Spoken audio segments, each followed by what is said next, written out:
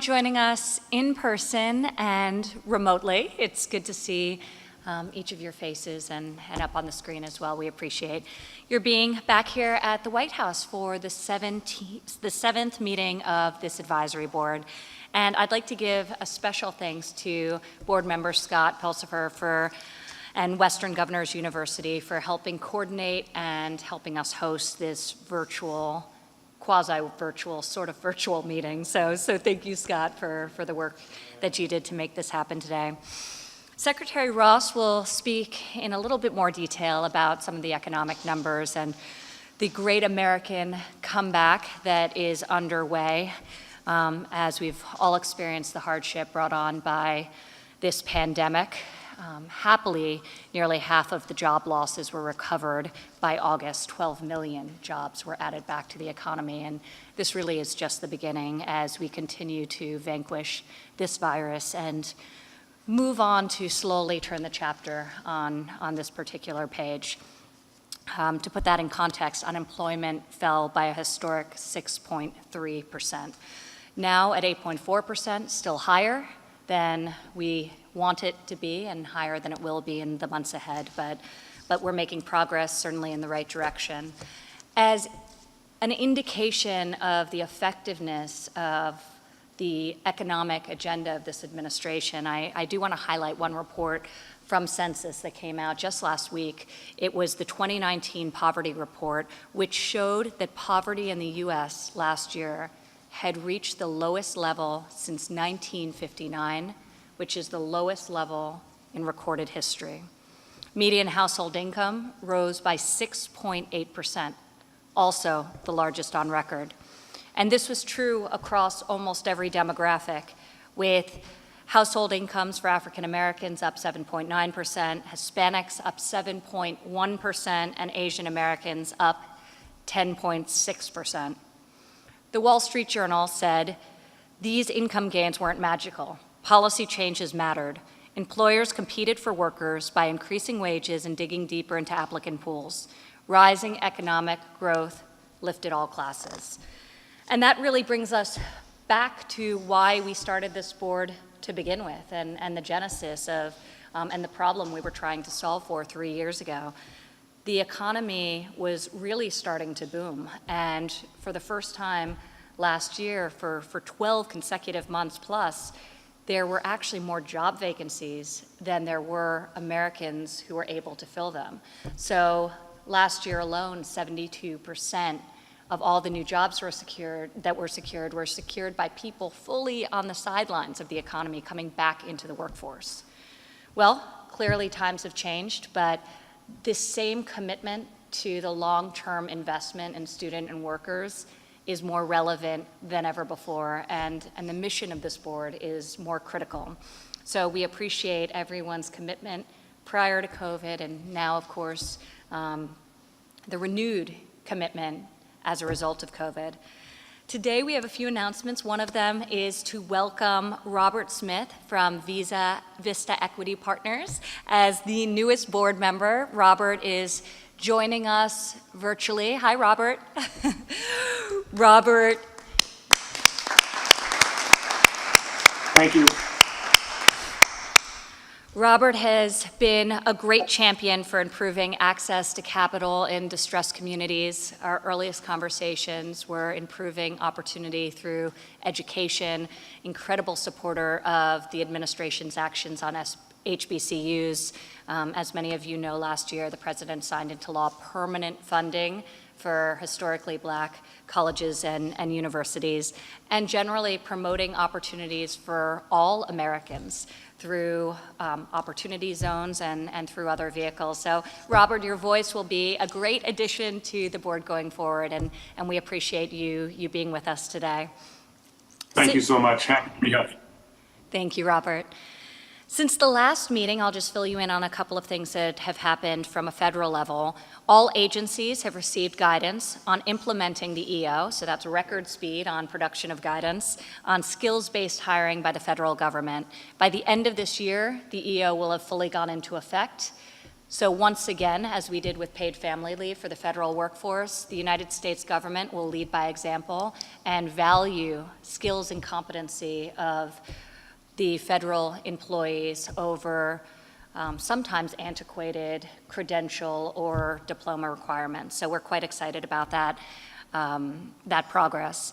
Industry-recognized apprenticeships are well underway, and today the Department of Labor announced the first group of organizations to start approving IRAPs, expanding apprenticeships into new and emerging sectors. So it was very important for us to move the apprenticeship model into industries that really have none whatsoever. So in the tech space, in the healthcare sector, and these grants and this focus will help us do that. So we're quite excited about this IRAP program. And the Department of Education will soon announce over $125 million for short-term training, helping workers to document skills so they can easily share them with employers. So we're very excited that the first of many of these workforce discretionary grants will incorporate what everyone around this table has been working so hard on, which is the learning and employment records. And that will be incorporated into all the new grants going forward to help us build that ecosystem for LERs. Today's meeting, which is a good segue, is actually focused on these learning and employment records, otherwise known as LERs. And there are 3 pilots demonstrating the future pathways for employment to quickly match talent with employer needs and therefore reduce friction in the hiring process for everyone. This morning, the White House recognized 9 companies receiving the Pledge to America's Workers Awards, and several of the winners are joining us here today. And these companies are amongst the many who signed our pledge and were really notable in the work that they've done during this period of coronavirus. So Advisory Board member Marilyn Houston of Lockheed Martin was one of the recipients of the award. Chip Rogers from the American Hotel and Lodging Association, who joins us here today at the meeting, also a recipient today. Julie Duffy with Textron, and Matt Shea with the National Retail Federation. So we appreciate the great work of these private sector players and industry associations for advancing the President's call to action to invest in American students and workers. So I would like to, at this moment before passing it along to Secretary Ross, open up the floor for 1 minute to Julie from Textron to talk for a moment about the reskilling of the workforce of Textron, specifically during COVID and potential lessons for the board. Well, thank you very much. And I will remove this so I can speak. We are honored to have received the award, and particularly honored to have been in the company of the other recipients. It was really a true testament to private companies working with educators and the government to promote the ways of getting our workers into a new way of working, and particularly into the new skills that are demanded by work today. Some of the things that we did during the COVID crisis was to, like other companies, think about how do we continue the career development and the skills development of our workers when most of our folks and our trainers were at home. So we quickly moved to using technology platforms to both engage our workers, from everything to having employees volunteer to do a storytelling hour so people could work during that time period, to actually doing our leadership development programs virtually and completely virtually. So it was really an interesting time. I was very proud of our workforce who quickly shifted to a new platform. They had the patience they needed to remember who was muted and who wasn't muted.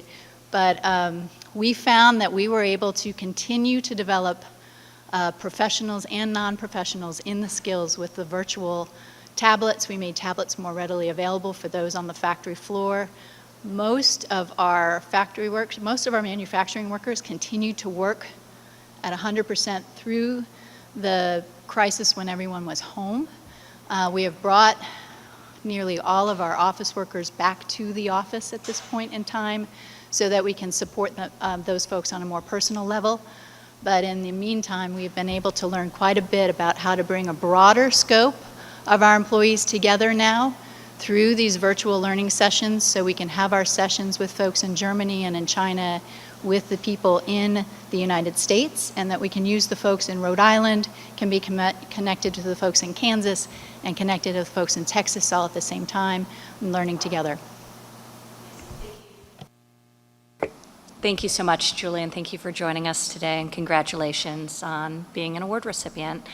I'd now like to turn it over to my co-chair on this task force, the amazing Secretary Ross. Thank you, Ivanka, and thank you for your vision in organizing the American Workforce Policy Advisory Board and for guiding our work over the past 18 months. The board's focus and action makes it truly unique among advisory councils. To our board members here in the Indian Treaty Room and on video conference, thanks for your continued civic commitment and rapid responsive engagement on behalf of American workers, especially during the COVID-19 pandemic.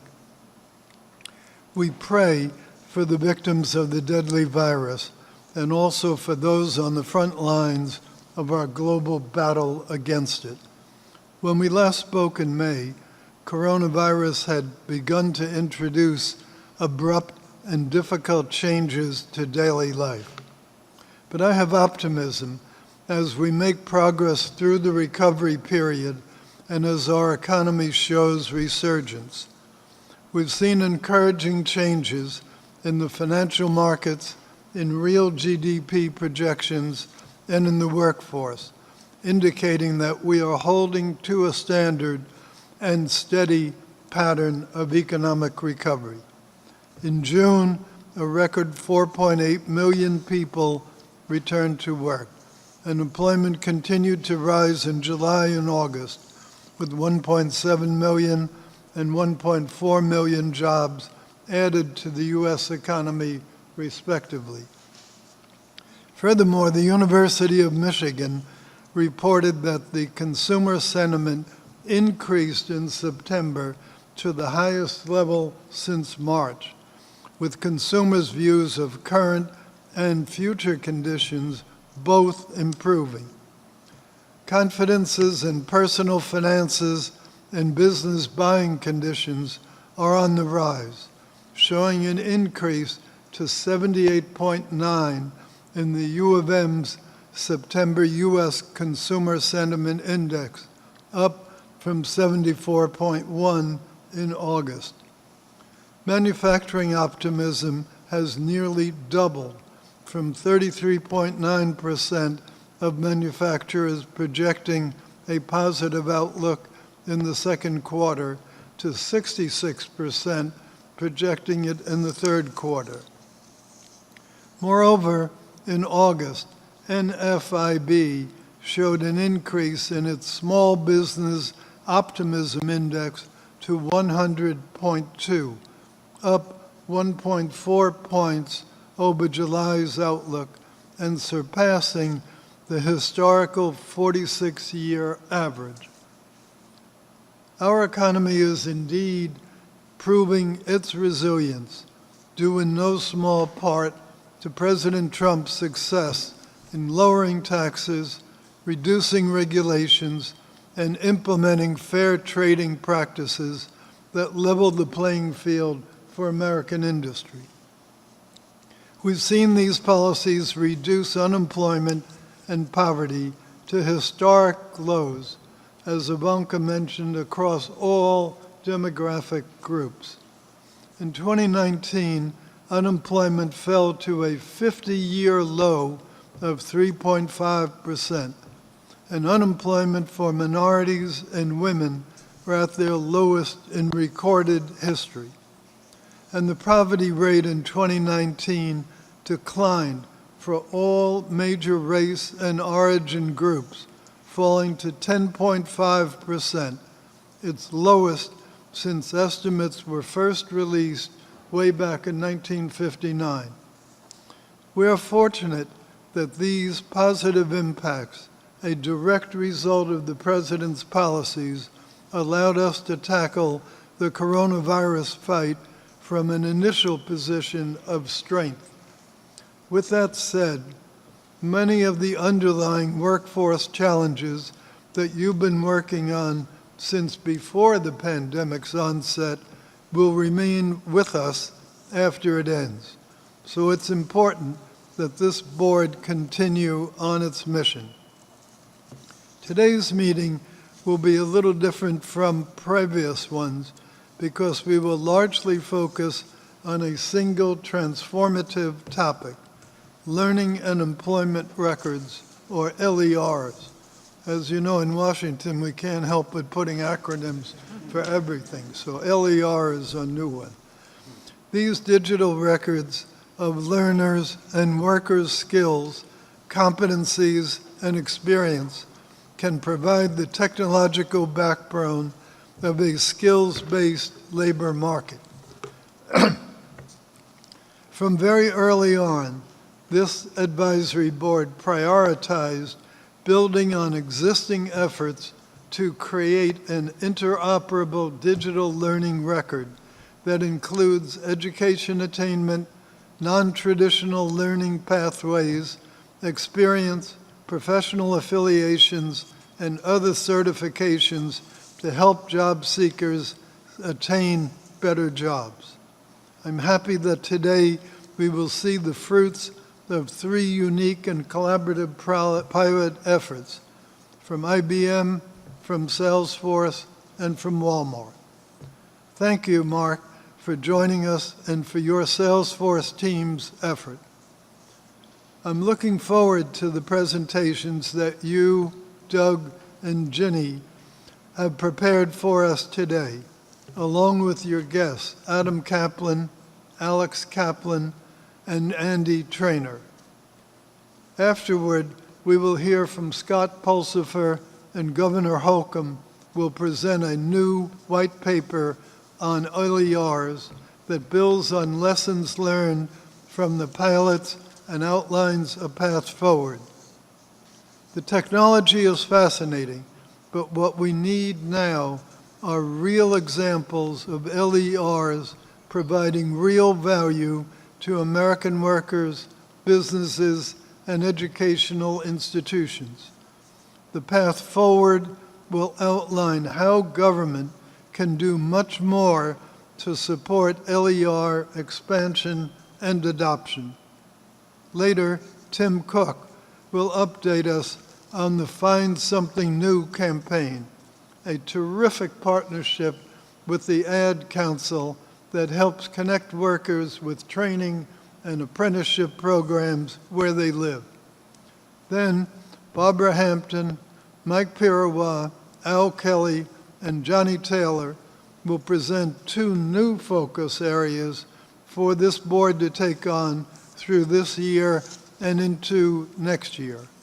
So again, thank you, all of you, for joining today's important meeting.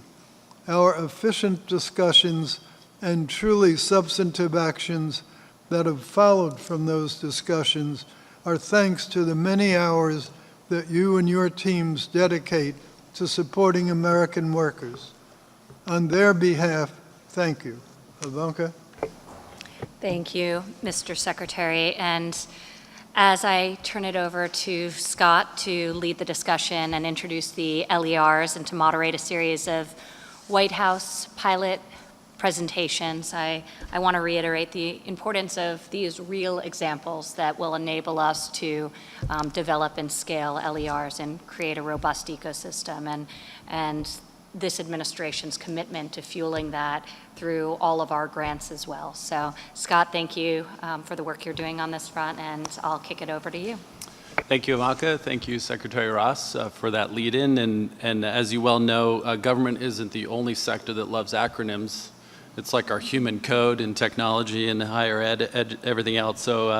So I think we'll hear more of that today. My role is primarily to work as traffic control as we traverse across the pilots that we'll see today. So without kind of further ado, Governor Holcomb, let me turn some time to you to let you introduce the work that's been going on within the Digital Infrastructure Working Group. So Governor Holcomb. Well, thank you, Scott. Thank you, Advisor Trump, and to the amazing Secretary Ross and the rest of the board.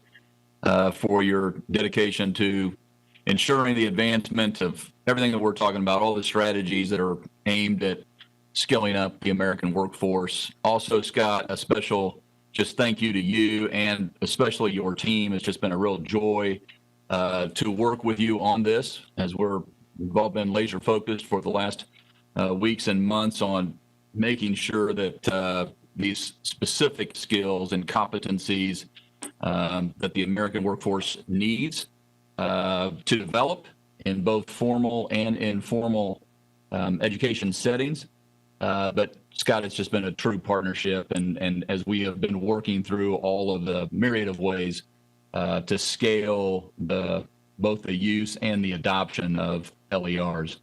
And before discussing the actual pilots themselves and the recommendations to further the efforts around LERs, I did want to take, if I could, just a moment to build off the guiding principles the Digital Infrastructure Group outlined at our last meeting, in particular around advancing broadband access for all and all the partnerships that required in the private sector. Obviously, as Ivanka alluded to, as did the Secretary, the pandemic has further highlighted the need for Americans to have equitable access to the digital infrastructure that they need to be able to connect virtually when necessary to all the education and training and employment opportunities when obviously face-to-face interactions can't occur.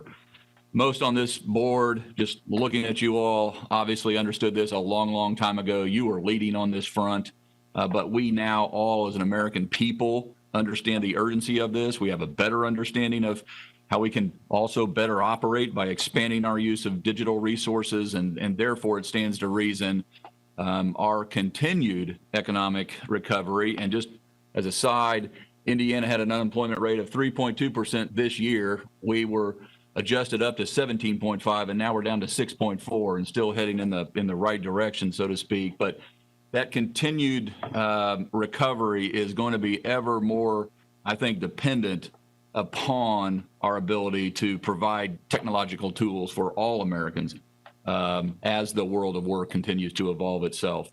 So we here in Indiana, Scott, we discussed this, our teams did. We here in Indiana, we're not waiting on anyone. We're working with our local communities, and we're finding ways to provide internet connectivity to all and expanding all those fields of opportunity that are there unfilled right now.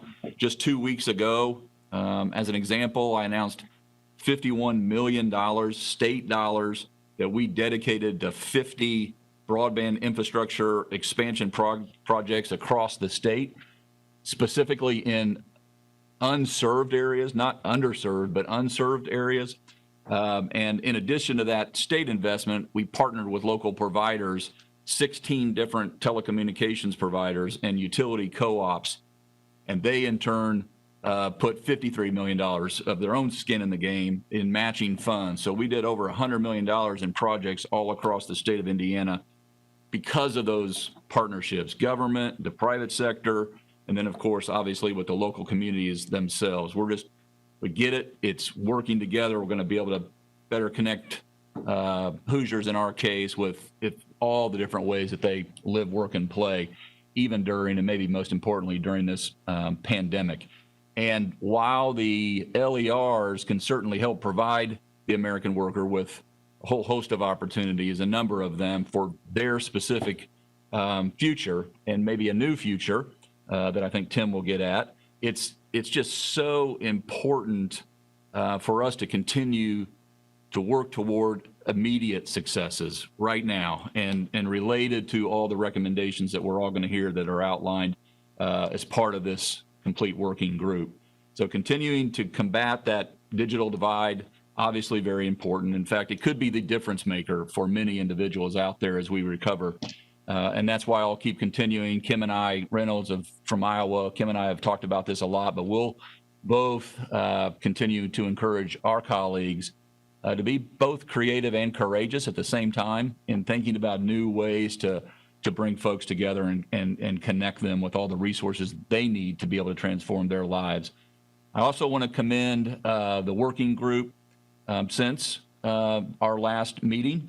now that we're nearly 1 year removed from the white paper first introducing learning records, it was time to focus our efforts on providing an update about specific strategies to make the adoption of LERs more actionable.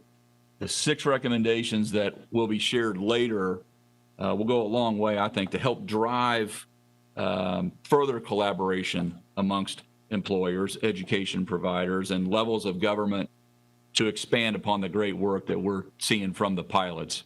There's certainly a role that government can and must play, and similar to the executive order that President Trump signed at our last meeting, one such role is to lead by example, and that's what we're trying to do. And I think states have to be those kind of models, working with our model employers in the adoption of skills-based hiring practices, as well as encouraging thoughtful partnerships between workforce boards and employers regarding those skill-based hiring practices, just like Kim's doing in Iowa, we're doing here in Indiana.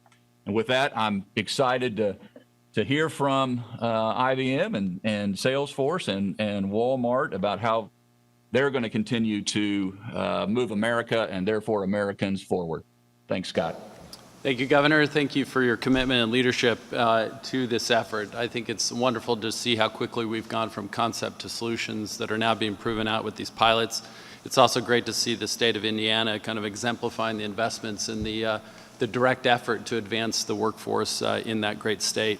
I think given the somewhat infrequency of our meetings, it's always great to kind of reset the context of what we're talking about with learning employment records. So the U.S. Chamber has actually produced a video for this to really kind of, again, set the context, as then we'll transition to Ginny in introducing the first pilot with IBM. So if we could cue that video and share that before we go through the pilots.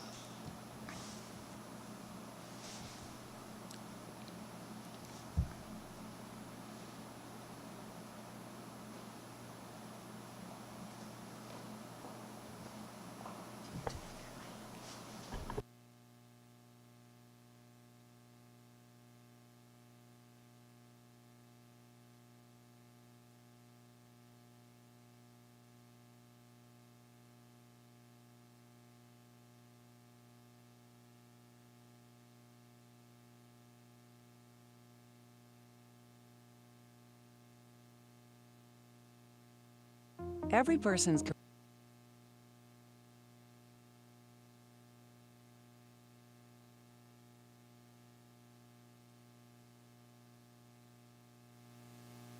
and keeping track of the sum of our experience can be difficult. Resumes and education transcripts help, but keeping them up to date, accurate, and verifiable is a constant challenge for students, workers, and job seekers. What we need is something like a digital passport, where all of our learning and skills can be brought together in one easily accessible place. That's where LERs come in. An LER, or Learning and Employment Record, is a comprehensive digital record of skills and competencies learned in school, on the job, through volunteer experiences, or in the military. It includes credentials, diplomas, and even employment history. And when all your LERs are combined, it can help you identify training opportunities, explore career paths, and even apply for jobs. Pilot programs for LERs, supported by the T3 Innovation Network, are already underway across the globe. Learn how you can join this movement.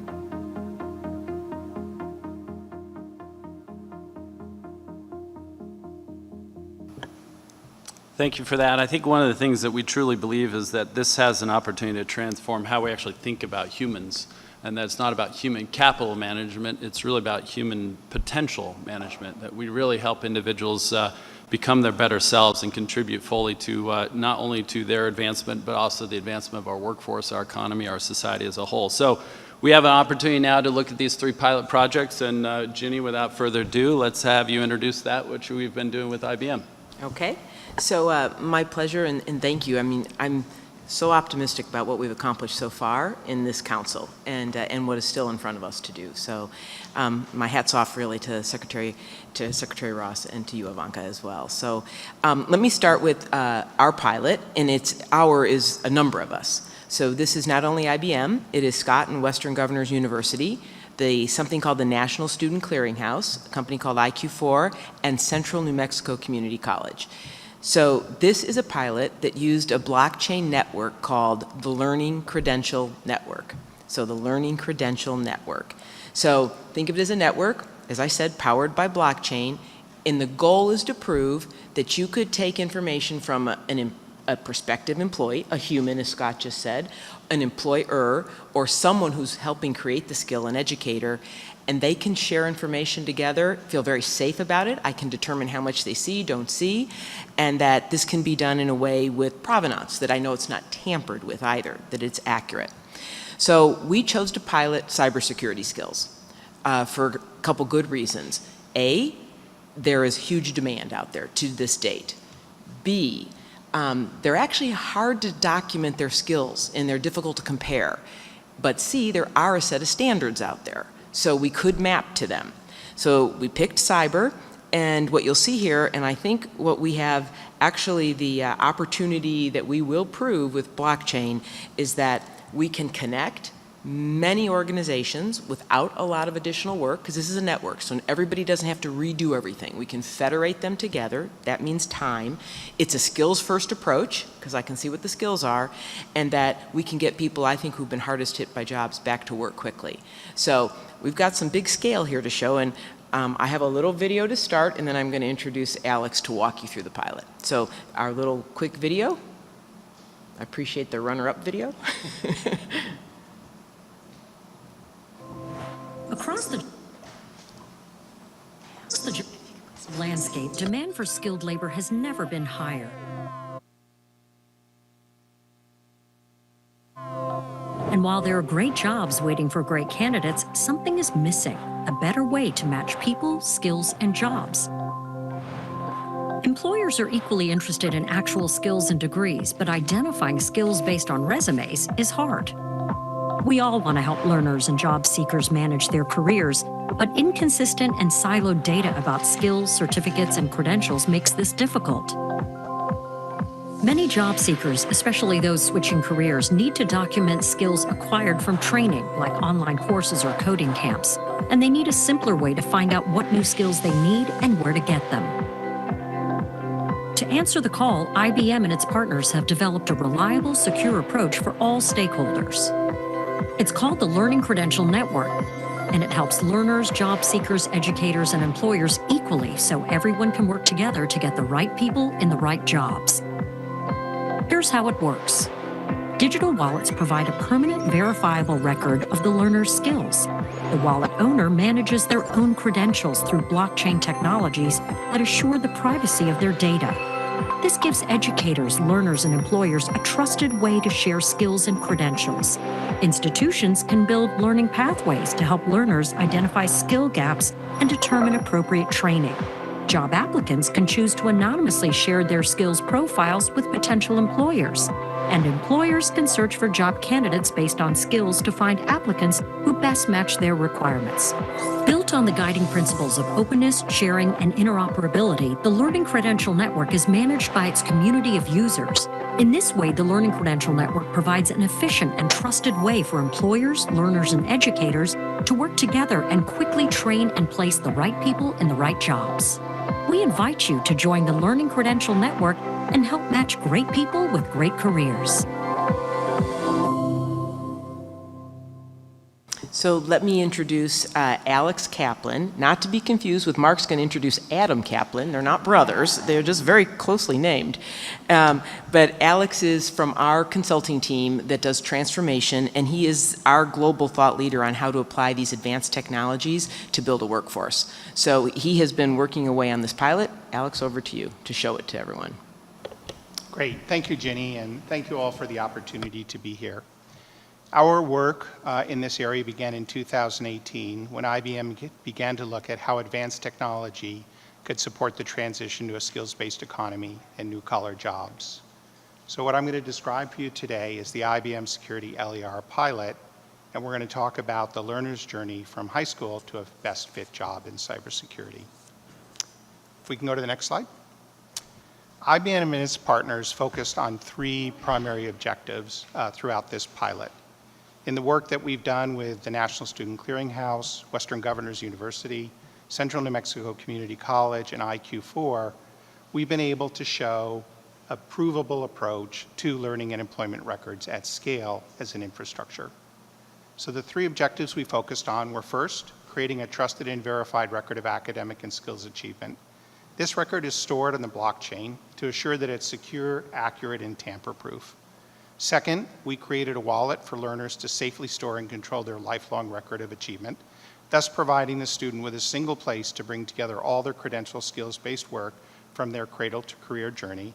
And third, we created a compassing application that, using industry-aligned career pathways, provides career guidance based upon a student's specific skills, thus allowing each individual to have a high degree of specificity about what they need to do for their own career path. And they can also use those same skills to identify paths for people to build skills they need through classes or work. Next slide. So let's take a look at what we've built to make this easier for everyone. The challenge for an individual is identifying the specific skills gap they have from their previous work or education to get the career that they want. Or perhaps they would like to, or they need to switch their own careers. So what we want to be able to do is provide them guidance on analogous careers that they can use many of the same skills that they've already accumulated over the course of their journey. The compassing tool that we've built is a solution that makes that possible by aligning skills with career pathways and educational opportunities to build those skills. Employers face the mirror problem, which is finding the right people with the right mix of skills for their open jobs. To do that, they need access to verifiable information about a person's skills, so they can first identify possible candidates based on trusted skills, and then they can reach out to them to see if they're interested in talking further. The employer search part of our solution makes that possible in a secure and private manner. Next slide. Since all credentials are on the blockchain, both the learner and the employer know that the skills-based information is tamper-proof, trusted, and verifiable. In addition, it allows everyone to see the provenance of the credential and information about what skills were earned as part of receiving that credential. As a result of having this information, consequential decisions about hiring, promotion, admissions, etc., can be more quickly and confidently made about any particular individual. As we move towards a skills-based talent marketplace, where important decisions are made about a person's career using their skills data, control and privacy of that data is critical. Our solution puts the learner at the center of control. They alone have the rights to determine whom they share their information with and what specific information they elect to share. In this way, we're both empowering the learner with accurate skills-based information about themselves and giving them control over how it is used. Next slide. So finally, the Cyber Pilot successfully demonstrated a replicable model for a national LER infrastructure. When we set out to do this pilot, our hypothesis was that using existing technologies, we could prove that an LER-type solution was viable and replicable across all industries. As Ginny mentioned, we chose cybersecurity careers because it was a terrific use case to prove out that hypothesis. All the core elements were in place. The NICE framework from the National Institute of Standards for Cybersecurity Careers, college courses from Western Governors University and Central New Mexico Community College that were aligned to that framework, and a large and growing demand for people with these skills. This was not an easy task for our team. We ran into many challenges along the way around standards, technologies, data, vision, and so on.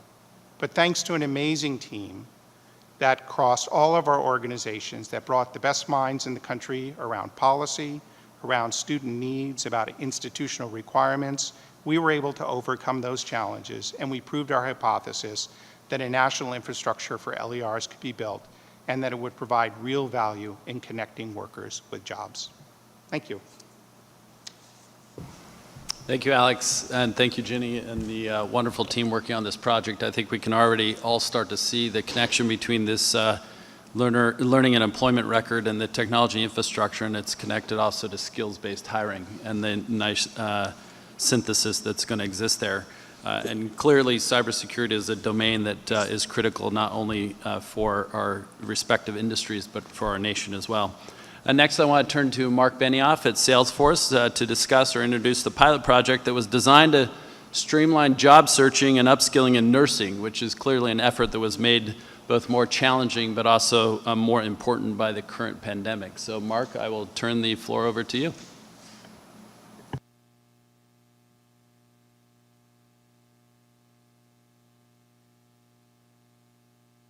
Thank you very much. I'm delighted, absolutely delighted to be here. And hello, everyone, and thank you.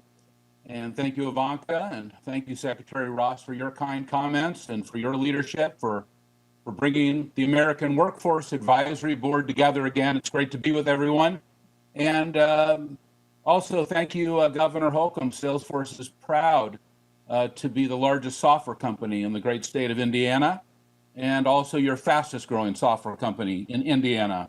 And we are absolutely proud to have joined all of you today and also last year in this pledge to America's worker. In fact, in Indianapolis, we pledged to help more than 1 million Americans develop the skills they need to earn Salesforce credentials for top jobs in our ecosystem over the next 5 years. That was a great moment. And Ivanka, thank you for joining us in Indiana and Indianapolis for that great announcement. And it was also a pleasure to join you, Ivanka, in Davos earlier this year as part of the World Economic Forum's Reskilling Revolution, bringing better jobs, education, and skills for 1 billion people, and also to share our best practices with so many other countries and to learn and hear what they're doing, and also to see our work as a true leader in the whole world in this critical area of workforce development. So thank you so much, Ivanka, for coming to Switzerland for that critical announcement.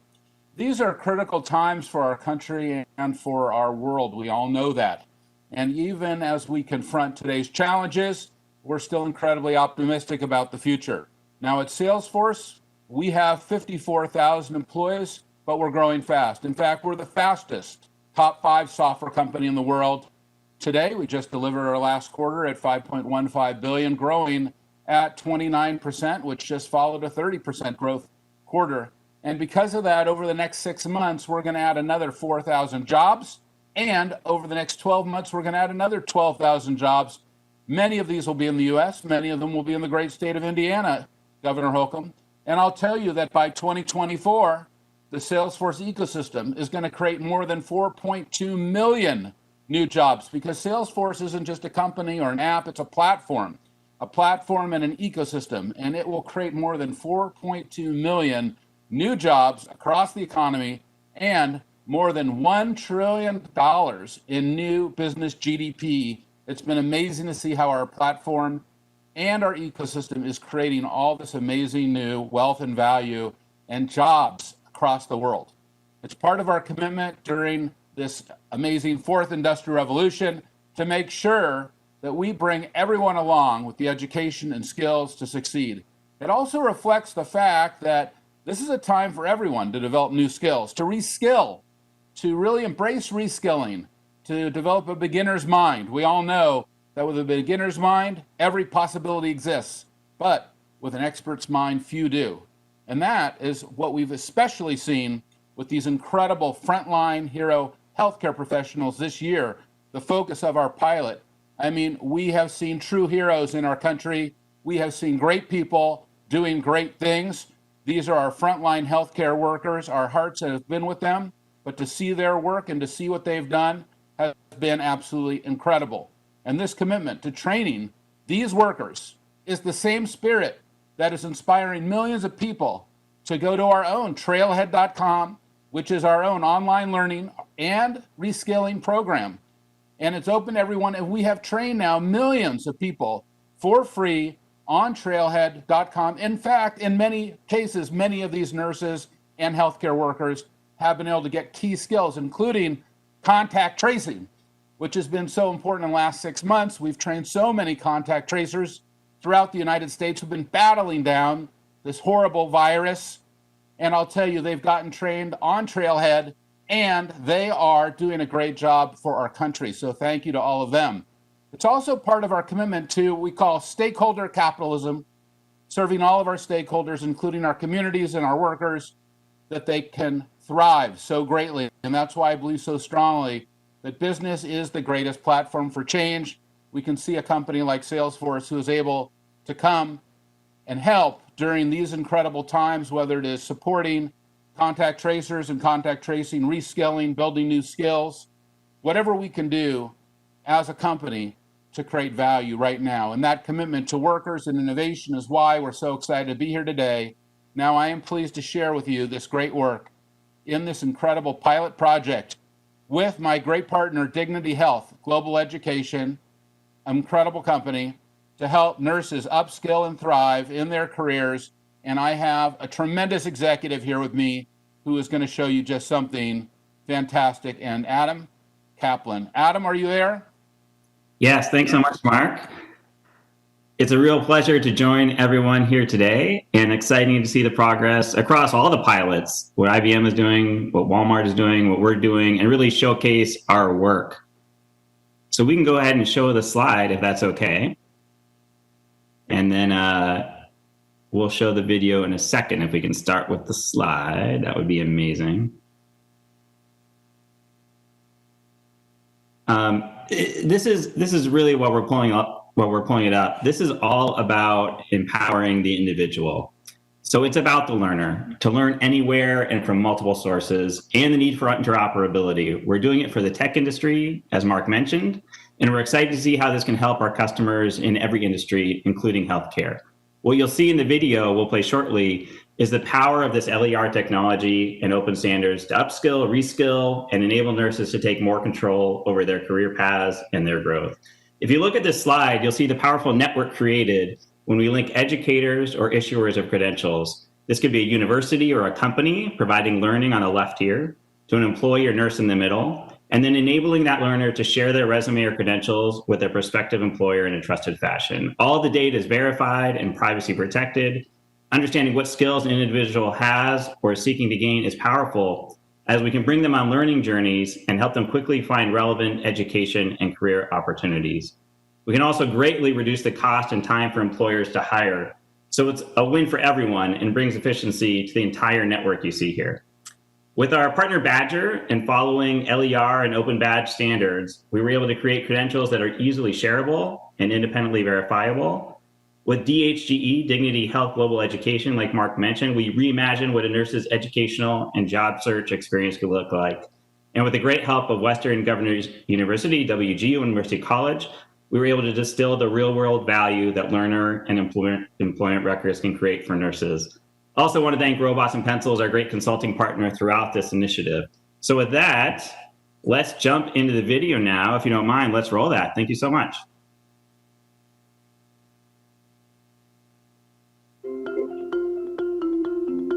I'm Pepper Card, and I'm a nurse with 20 years experience. Like many American workers, nurses are in great demand, but finding jobs and building our careers is now more challenging than ever. Traditional job websites are designed for typical corporate jobs and don't highlight our skills and certifications easily beyond our degree. Gathering transcripts, medical certifications, and work history is repetitive and takes a lot of time, which as a nurse, I don't have. Healthcare needs to embrace technology. We need to make it easier for all of us. Welcome to Ultra, a learning and hiring solution powered by Salesforce Customer 360 and Trailhead. Meet Claire, a registered nurse who's hoping to advance her career. Ultra keeps all her information in one place, helping her to learn new skills, earn verified credentials, and connect to job opportunities. While browsing, Claire learns she needs a more advanced degree to compete for management roles. She applies to an online program at Mercy College to learn relevant skills on her own time. Once completed, she adds her new degree and credential to her profile. Ultra now recommends jobs that match her new skills, and recruiters proactively seek her for new roles. With all her information in one place, applying is easy, and Claire can control her data and what to send. With verified and trusted credentials, she quickly advances through video interviews and gets the job. With Ultra, nurses and jobs are matched in minutes instead of months. hospital recruiters have access to a qualified candidate pipeline, spend less time on verification, and can get new hires on the front lines where they're urgently needed. As her career grows, the learning doesn't stop. Ultra recommends more advanced education opportunities. Powered by interoperable standards, Claire's degree is instantly recognized. Ultra is a springboard for nurses, empowering them to learn new skills, earn trusted credentials, and connect to opportunity, while enabling hospitals to efficiently recruit the best talent, saving millions. Ultra has the potential to transform the nursing profession and set an example for the future of the American healthcare workforce.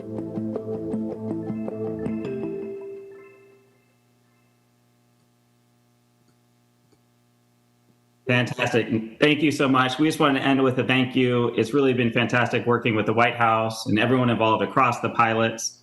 And yeah, passing it back over to the room and looking forward to seeing what Walmart has built. Thank you so much, everybody. Thank you so much, Mark and Adam. It's been a pleasure to partner with you as well, especially with WGU being the largest nursing college in the country. This is a much-needed space for innovation. So lastly, we'll turn the time to Doug McMillan at Walmart, where they've made pretty sophisticated investments in developing the talent pipeline over the years and positioning Walmart to both embrace and lead on the LAR technologies. So Doug, we'll turn the time to you. Thanks, Scott, and hi, everybody. Our project is a collaboration with Workday, LinkedIn, IBM, and WGU, and it'll enable a new level of information sharing for individuals, companies, and institutions, providing employers with new efficiencies and giving individuals access to their learning records, providing them with more control over their careers. What we've done is taken 3 retail roles, 2 of them at the front of the store, one of them being a supervisor role, and an online grocery role, mapped those skills needed and worked with the tech team to build a product that we're going to show you today. Importantly, we really appreciate the ongoing efforts from everyone, many of you in the room, to help as it relates to long-term governance of the standards and skills ontologies. This is a crucial enabler for the long-term viability of these projects. And personally, I just really think that's important because we've got to achieve scale and some sort of universal application here. So thank you for that. I'm going to turn it over to Andy Trainer, and Andy's got one of the coolest titles in Walmart. He's the VP of Learning, which sounds really nice, and he's going to walk through the demonstration. Andy, I'll toss it to you. Thank you, Doug. Appreciate that. This demo will walk us through the front-end team associate journey. It was the learner in this scenario utilizing the Academy app, which is the mobile accessible learning platform for Walmart. If we could start that video, please. Oh, already started it. Cool. The profile page shows all awarded in-progress badges, along with links to the badge library where the associate can select what they want to learn. Each badge represents a competency that has multiple micro-learnings mapped to it. The badge detail page shows the competency definition, micro-learnings, and the associate's progress on the content. The system tracks when associates complete content so the associate can see their current status and can pick up from where they left off. In this scenario, the associate needs to complete one more micro-learning to satisfy the learning portion of the badge. The micro-learnings are designed to be mobile-friendly, quick, and targeted to the associate for on-the-floor learning. Knowledge check questions are provided at the end of each lesson. When the associate passes the knowledge check, the system records learning completion. Andy, I'm sorry, it's Ivanka here. Would you mind just speaking up a little bit? Absolutely. Sorry about that. Thank you. Is this better? A little bit. Is this better? Sorry. So I'll talk louder. So let's see. So knowledge checks questions are provided at the end of each lesson. When the associate passes the knowledge check, the system records the completion. Since this is a last knowledge check, the associate receives a congratulatory message and next steps for completion. The system will send a notification to the associate supervisor that the associate is ready for skill validation. Now we switch to the team lead, who is the associate supervisor and the assessor for the skill validation portion of the badging process. The My Team page acts as a reporting page for the team lead, shows the team associates, their learning progress, and any badges already attained. Skill validation notification appears at the top of the page to let the TL know they have skill validation to complete. Supervisors are prompted by a checklist to validate which skills an associate has demonstrated while on the job. Checklist items comprise of business-critical skills that are expected for the associate's role and normal job duties. Once the team associate has filled all the requirements, the TL can award the competency badge. Now we'll revisit the team associate's view to see what they can do with the newly awarded badge. Once the team lead completes the review, the associate will receive a notification that they have earned a badge. Once the badge will appear in an awarded section with a new icon above it. In the background, the system maintains metadata of all the skills required to earn the badge. This information is vital to our ability to share credentials. The badge information and metadata from the Badger platform conforms to Open 2.0 framework and Open Skills Stack Alliance guidance to ensure that it's machine readable and interoperable with external parties. From here, an associate can share their badges to platforms like Way2 or Workplace. On the Way2 platform, the associate can accept the badges they earned and display them in a digital badge wallet. The new badge will show as a pending credential that the associate can accept in order to display. All the supporting competency definitions and skill descriptions are transferred to the digital wallet. On this platform, associates can also import credentials from other connected platforms such as WGU. Once the badge is accepted, it will show up on the recently added page with all associate credentials appearing here. From this page, the associate has the option to share the badge or contact the issuer of the badge. From here, the associate can securely share badges to public platforms to showcase their skills. In this case, an associate chooses to share their new badge in their LinkedIn profile. The LinkedIn button opens the LinkedIn app and a box automatically appears. Using the data from the Way2 badge platform, the system populates the badge data to appear as a certification on their LinkedIn profile page. Once saved, the badge will now appear on the profile under Licenses and Certifications. Anyone viewing the associate profile can now access and review the details of this badge. As we mentioned earlier, we're currently testing this in active stores today with plans to expand to all stores by the end of Q1 this coming year. We appreciate the partnership with LinkedIn, IBM, Workday, and WGU, along with the support of the White House during this pilot, and we are excited about the opportunities this will provide for our customers. Thank you. Ivanka, you may have earned a badge when you visited the store in Texas and put on those VR. We'll have to check. With the VR Thanksgiving holiday shopping simulation. Your team makes it look much easier than it actually is. Scott, that's all we have. Thank you so much, Doug and Andy, and thank you everyone for presenting these pilots. I think all of you can see very quickly how what was just a concept about a year ago has now, through the collective effort of these pilots, combined with a series of pilots also led by the U.S. Chamber of Commerce Foundation, has turned those concepts now into a solution that can be demonstrated and replicated. And so each pilot was truly organized around the needs of individuals who we know are both workers and learners, as well as designed to try to address the cost, time, and complexity that employers have in finding great talent. And so it truly is, I think, a platform by which we can catalyze growth. And so the potential of the LER to reduce labor market frictions and expand investments in human potential is immense. These pilots were also notably deployed utilizing open or common frameworks for achievements and skills, so that also allows the ability to scale this up on a national level. And so now the task really ahead is to organize ourselves and to drive widespread adoption of LER technology. And so doing so will truly create value for every American and power American competitiveness. I think as a matter of business, we also want to turn some time and attention now to the Learning Employment Records white paper about progress and the path forward. But before I do that, just really quickly, I want to amplify Governor Holcomb's comments and reflect this board's work to close the digital divide. In our call to action earlier this year, we unanimously recommended the undertaking of this unprecedented investment in digital infrastructure, and it's just incredible to see already the advancements happening here. But we should not forget that 1 in 5 American school children are without reliable access to high-speed internet.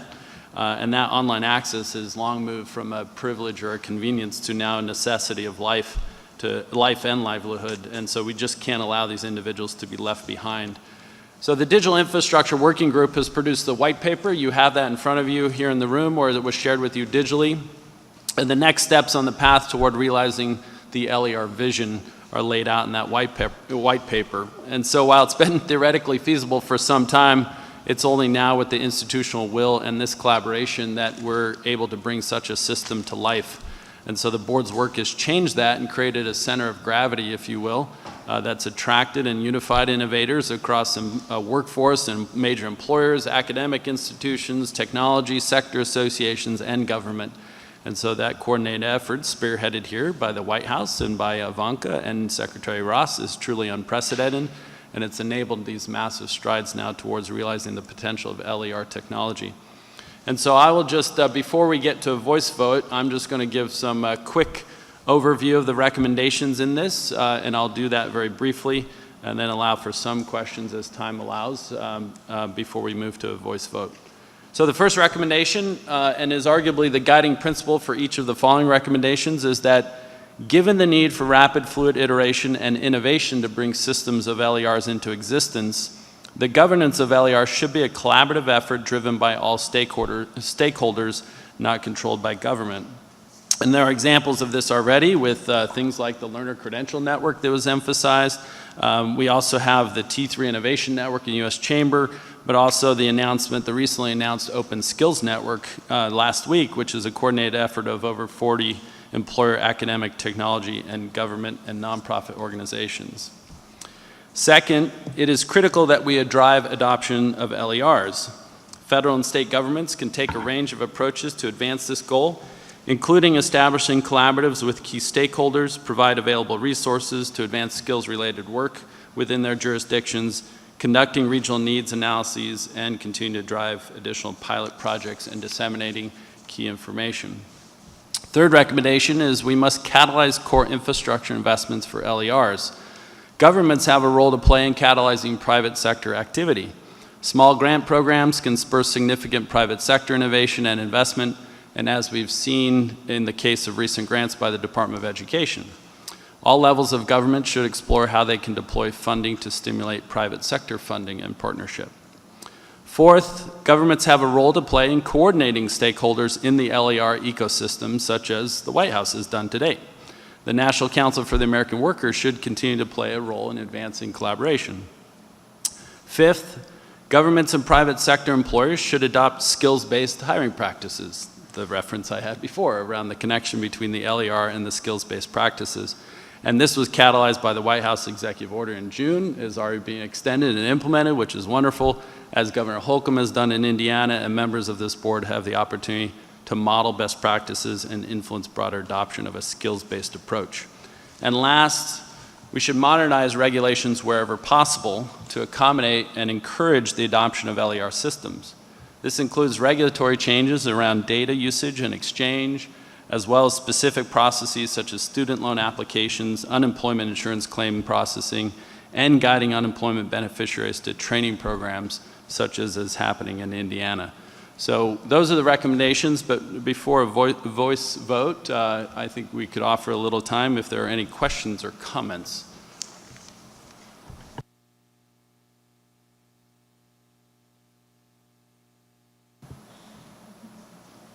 As evidenced by that, I think it's fair to say that everyone's been doing a lot of work while not in this room or at this table. So we appreciate the Herculean lift on this front. And Scott, really amazing. It's rare that a body such as this produces so much tangible work. We're about to hear from Tim on the brand campaign, which is another example of great tangible output, but really great job. So Scott, if you want to oversee the vote. Yep, so with that, why don't we go ahead and call for a voice vote on the recommendations incorporated to the paper, into the white paper. All in favor? Aye. Aye. Aye. Any opposed? Seems like it's unanimous. Thank you so much, everyone. Well, thank you again, Scott, and thank you to Ginny, to Mark, Doug, and Adam for your great work and for your excellent presentations today. I'd now like to hand it over to Tim Cook, who will provide an update on Apple and IBM's leadership on the Find Something New brand campaign. Thank you, Tim. Thank you, Ivanka, and thanks to you and Secretary Ross for your leadership in our shared work to empower people through education and to help them discover great opportunities. This work is particularly urgent in light of the continuing pandemic. Our focus on opportunity, equality, and racial justice, and now the natural disasters taking their toll here in the West and across the rest of the country. Victims of the latest wildfires and hurricanes remain in our thoughts and prayers, and they need and deserve our support in terms of immediate and emergency relief and the longer-term impacts disrupting their ability to work and provide for their families. This board remains committed to the idea that to create lasting and meaningful change, we have to ensure every American can access the tools and training they need to find a well-paying job and build a successful, lasting career. That mission is at the core of the Ad Council's Workforce Readiness Campaign, as this board has recommended. In the 2 months after the campaign launched in July, the PSA ad that we produced reached an audience of 33 million, and the accompanied website has been visited over 500,000 times. Through August, the PSA campaign reached more than 8 million from TV ads and digital banners and 25 million on social media.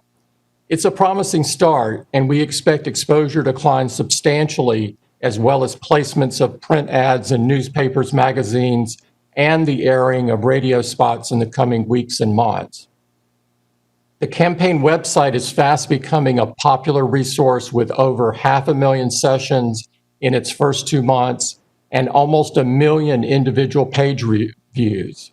Those visitors are drawing from a wealth of programs and resources, learning about promising new opportunities, finding career development tools from the public and private sector, and hearing the stories of individuals who built new skill sets and found fulfilling careers as a result. In fact, over half of all visits have resulted in the completion of at least one activity, such as taking a career assessment or clicking on a pathway program or career resource. These are very strong indications of engagement and that users are finding the information helpful. Along with the hundreds of external learning programs linked from the campaign website, we are confident the resources, reflecting contributions from dozens of committed companies, organizations, and government agencies, can have a substantial positive impact on the lives of so many. Just as important, we're seeing a broad diversity of visitors to the site across worker age bands, income levels, ethnicities, and educational and work experiences.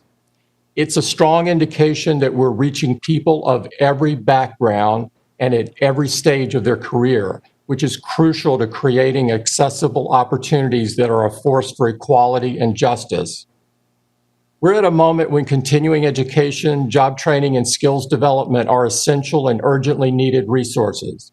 The campaign website is buzzing with activity, and external program providers, including many of the companies and organizations on this advisory board, are offering much needed career development assistance to the Americans who need it the most. In the coming months, the Ad Council, IBM, the Business Roundtable, and our other partners will continue to fine-tune and expand the campaign and website offering. We'll keep working to help people from all walks of life to explore and act on their interests, passions, and goals, and to build toward a well-paying job, a successful career, and a good life, even under today's challenging circumstances. Ivanka and Secretary Ross, thank you both for the opportunity to contribute to this important initiative. Thank you. Thank you so much, Tim, and thank you, Ginny, for your hard work on this campaign. On a personal level, I'm proud of the heat that I took because the engagement was through the roof, and ultimately that was the goal of this effort, to show and to be able to reach people of all different backgrounds and highlight different opportunities and different pathways to great paying jobs, whether they're an older worker needing to learn a new skill or whether they're a student in this particularly challenging time and climate and environment to get on a pathway for that first job. So grateful for the tremendous work. 33 million views of the PSA is just absolutely amazing, and I know that this is just the beginning, so thank you both so much. With that, I'd like to hand it over to Mike Piawar, who's going to talk about the work of his working group and update us on the deeper dive into the changing nature of work and deliverables for going forward. Thank you, Mike. Yeah, thank you, Ivanka, and thank you, Secretary Ross. We're combining two working groups today, the Recruiting and Training Practices Working Group and the Employer-Led Training Practices Working Group. Are pleased to share some exciting examples of some successful private sector initiatives to improve diversity, equity, and inclusion in recruiting and training. As you know, DEI has always been an important driver of our board work, but the transformed work environment has caused us to rethink some of those priorities. When the COVID pandemic first hit, we at the Milken Institute reached out to our vast network to discuss how the transformed work environment was affecting many different organizations. Those early conversations focused almost exclusively on the challenges of the transformed work environment. Over time, those conversations have actually shifted to new opportunities that have arisen. One of those opportunities is to push diversity, equity, and inclusion efforts in new directions. Barbara Humpton will share how Siemens is taking a new DEI lens to their entire organization.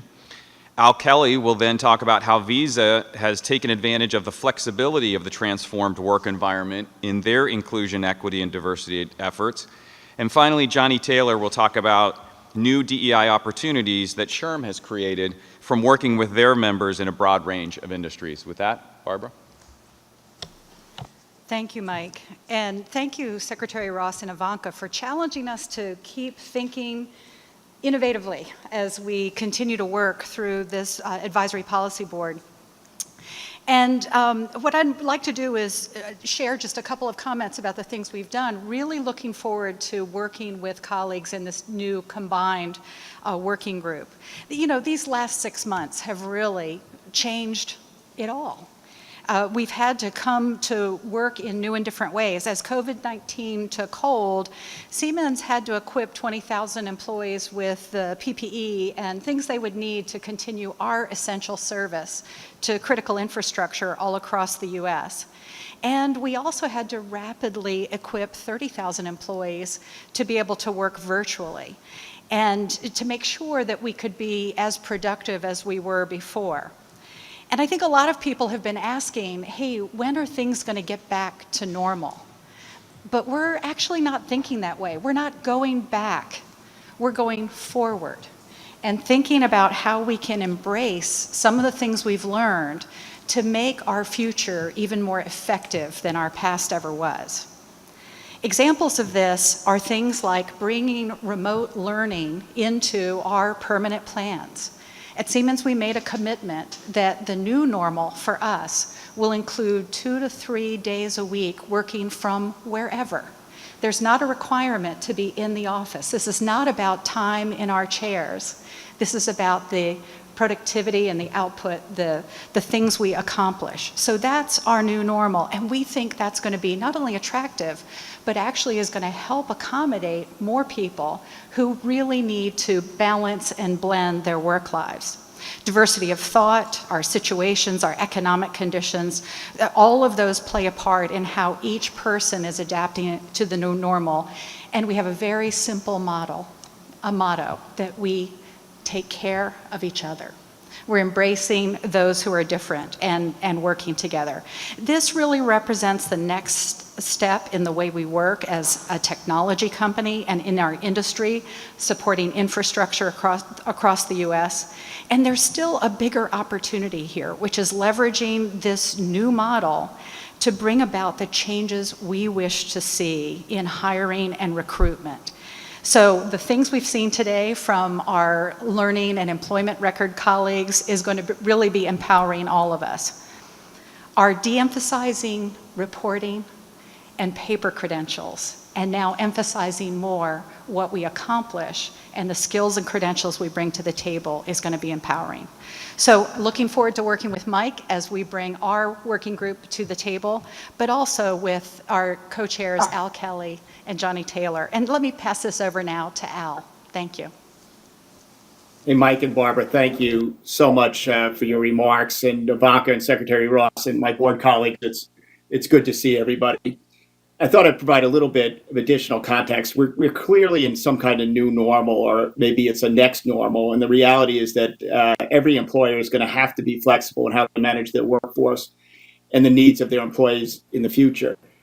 The majority of us are continuing to work at home during this incredibly extraordinary time. And the lines are blurred between home and work. In fact, recently, a Visa vice president said to me, "Al, are we working from home or are we living in our office?" Which I thought was a very interesting way to put it. At the same time as we think about flexibility, the country continues to face unacceptable social injustices and other factors, as Tim alluded to, the terrible fires that we experienced on the West Coast and the aftermath of the terrible air quality out there as well. Clearly, the pandemic has transferred workers, and the workplace, and many transformations are going to be required, and much more will happen. This advisory board has begun to examine the changes and is already identifying some common themes and practices that would be replicated in workplaces across the country. But certainly at the top of the list is the need for flexibility and agility for both employers and employees alike. And let's face it and be frank about it, we're still all trying to figure this out. And then remote working, as Barbara alluded to, and by the way, I think Visa is going to be in a very similar mode in the long term that Barbara defined for Siemens. But remote work also might present opportunities for people to broaden the scope of companies for whom they can consider working if geographic constraints are broken down by the fact that people don't necessarily have to be in established offices and established places. Since the onset of the pandemic, recruiting, hiring, onboarding, and training have all transitioned online, and our work group has begun to incorporate an evaluation of the new strategies employers have adapted to in terms of hiring, retaining, and training. And existing talent is leading to a leading practices report that led to the leading practice report that we published in June. Whatever the future of work is, I do think we have an obligation to ensure that it's inclusive, equitable, and diverse. And this means providing greater opportunities for those populations in our societies that have been overlooked or underrepresented in our workforces. The advisory board has begun to look at this issue as well, and inclusion, equity, and diversity efforts need to be strengthened and built to make sure that the pool of eligible Americans really increases post the pandemic. At Visa, we have recently announced a few new pathways to help build diversity. In June, we announced a $10 million 5-year Black Scholars and Jobs program. And this is our first year where we're going to offer scholarships to high school seniors who are Black or African American. We're going to work with them through college. So we have an ongoing relationship with them. And if they do their part, they'll have a guaranteed job at Visa when they graduate. We've also made some real commitments, which I know a number of my colleagues have as well, in terms of extending inclusion and diversity. And so we've made a commitment that within 3 years, we'll increase the number of underrepresented vice presidents and above in Visa in the United States by 50%. And in 5 years, we'll increase the number of underrepresented employees in total in the United States by 50%. Net, this pandemic has caused massive disruption and will also drive a good deal of permanent change. And I think the board must recognize this change in our planning. We have to focus our efforts on how the next new norm will frame the future of work. With that, let me turn it over to my working group co-chair, Johnny Taylor, who'll share some insights from his work. So Johnny, over to you. Thank you, Al. And thank you all for giving us the opportunity to kind of wrap this up. It's interesting. I've heard Barbara talk about the new normal, and people use that normal a lot. Julie, in HR, we do that a lot, right? But we're seeing, as Alice pointed out, more of a next normal, because you'd be surprised how much of this stuff is not new. Employers were allowing people flexibility, good employers. I know IBM had been doing it for a while to work remotely when it worked. And those circumstances where it was necessary for the people coming to the office, they would try to do it in such a way where we reached more workplace integration as opposed to balance, because life is never balanced, right? But the notion is something, we're there. We just think this is going to be the next evolution of work. At the Society for Human Resource Management, we have researchers, PhDs, psychologists, statisticians, IO psychologists, and they do nothing but determine what the future of work is going to look like. And what we know is that for sure, the pandemic has transformed workers, and the workplace at once. And a lot of the things that we thought didn't or couldn't necessarily work now, because that's the way we were forced to do it. At first, the transformations, if we can all think back, I can't believe it's just been 6 months ago, but Friday, March 13th, that day that I think we'll all remember in 2020, when essentially the country had to shut down, and in fact, the world was shutting down. We had reactions. Of course, we shut down. We were busy trying to figure out how to get people to, Wi-Fi, laptops, all those things so that they can access the technology so they continue to work. And then we moved into phase 2, which was making sure that we weren't losing something special, employee morale, employee culture, which is, we worked so hard. I remembered a number of the CEOs in this group speaking out about the importance of culture, where you lose something when the workplace changes, how work is performed. This board and SHRM has begun to examine these changes, and we want to make sure that we don't jump out and make rash decisions. What we observed from March through June is very different from what we're observing right now in the workplace. So this is very fluid, and we want to be careful. Thus, we are asking our researchers to follow this. What's really nice is we have a pretty good concrete beginning, March, and we're going to follow this longitudinally and figure out how much of this is actually changing in the workplace permanently or is in response to a temporary crisis. Key areas, though, that we've already identified as we think about going into this next normal include flexibility and agility. And we've been talking about that a while. In the past, work from home was either a perk or, sort of an accommodation. Those are the two reasons that you kind of did it as a general practice. And now many of us are questioning, do these jobs need to be performed? That particular job, not an entire organization. I was smiling when Julie pointed out that a significant number of their workforce are back in the workplace. And so jumping to some conclusion, one CEO says, I'm going to let my people work remotely. Another says, I'm not, I want people back. There's no value in remote work. Neither of those extremes are good, right? You have to figure out what's uniquely right for your culture, what you're trying to achieve, and our research is telling us you'll attract a certain type of person. There'll be people who want to work remotely, and there'll be people who don't want to work remotely. And we actually are learning that, despite conventional wisdom that people are more productive, our research tells us that in the beginning, people were more productive. Think about it, because the entire country was shut down. You had nothing else to do. The reality now is you might be at home, but now that the malls are open and the parks are open and places are open, we're seeing productivity go down in certain areas, and certain people need to be at work. Those are the sorts of issues that we're observing. 1 in 4 organizations have said they're going to definitely or probably will allow people to continue to work remotely. But is that 5 days a week or is that 3 days a week? Is it certain classes of employees or categories of employees? These are the questions that we have to figure out, and we have to ensure that long term that doesn't create two cultures. The culture of people who are in the office and the people who aren't. And when you're looking for making decisions about promotions, out of sight, out of mind. And so might it be that you send a significant class of people, you allow them to work from home, and then they never are promoted. And long term, that creates a whole nother dynamic within your organization. To that point, turning to the question of, or the topic of inclusion, equity, and diversity. Let's face it, and for years we focused on diversity, diversity, diversity. And if you look at the numbers, the reality is America is going to become more diverse. It's done it already. If you look at the number of public school children, it's a majority minority population. So guess what? Diversity is coming one way or the other. What we do know is we're not convinced inclusion is going to come. And so that has become a very big focus of SHRM and our working group is diversity, yes, but inclusion is really hard. In fact, it's made harder because of diversity. And so as employers and workers come together to support a full national recovery, the promotion of greater inclusion, equity, and diversity must remain an imperative focus of workforce development. Some businesses have found it easier to access and hire more diverse talent in a remote environment. You don't have to be within 50-mile radius of Washington, D.C. to hire people. You can hire them from wherever they are. That's a wonderful, wonderful opportunity, and we should take advantage of that. The board has already begun, to examine how businesses of all sizes can utilize IE or D&I, or there's a ton of talking about alphabet soup. There are tons of them. I heard the A for access the other day, for example.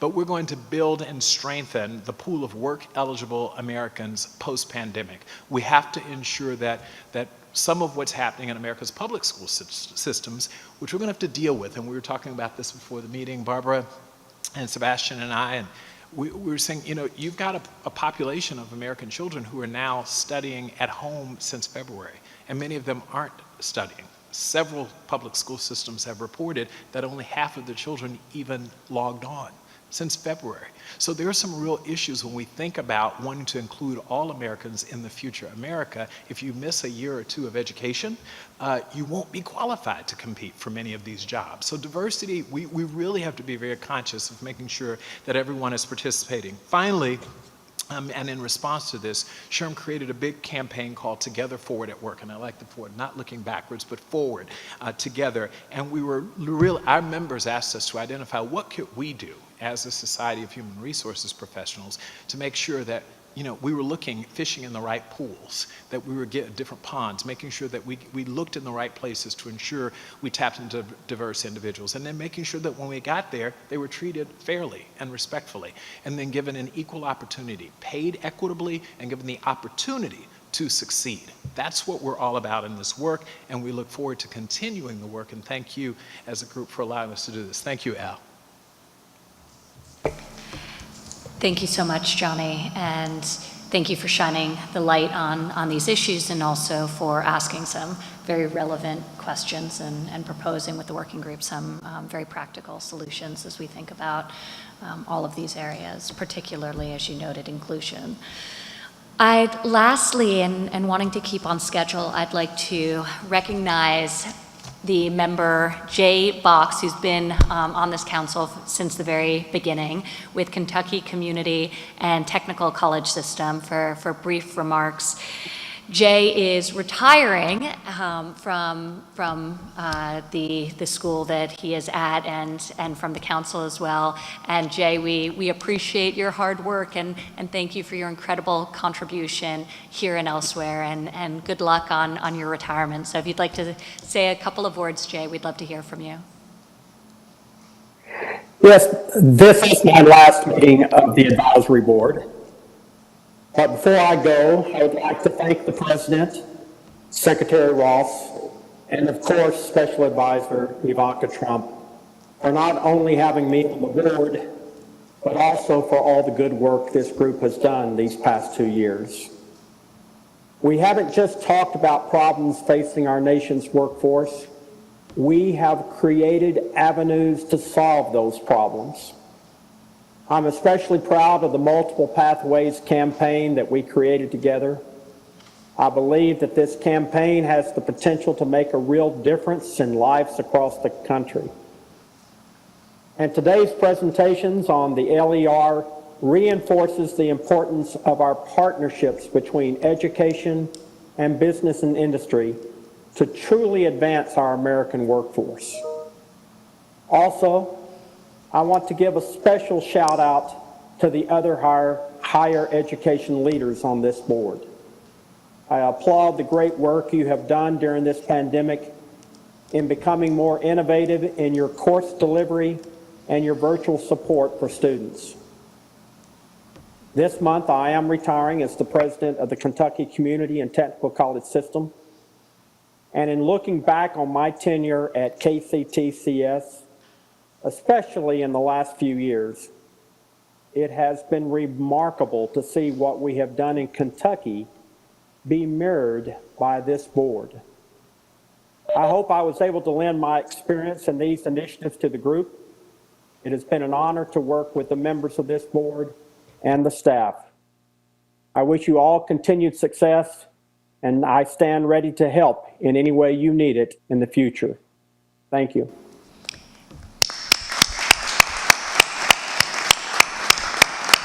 Thank you so much, Jay, and again, good luck on your retirement. Really, you've been an amazing, amazing asset to all of us in this work and of course to the state of Kentucky, so we all wish you well. And with that, we are adjourned. Thank you all so much for being here today and everyone who dialed in remote.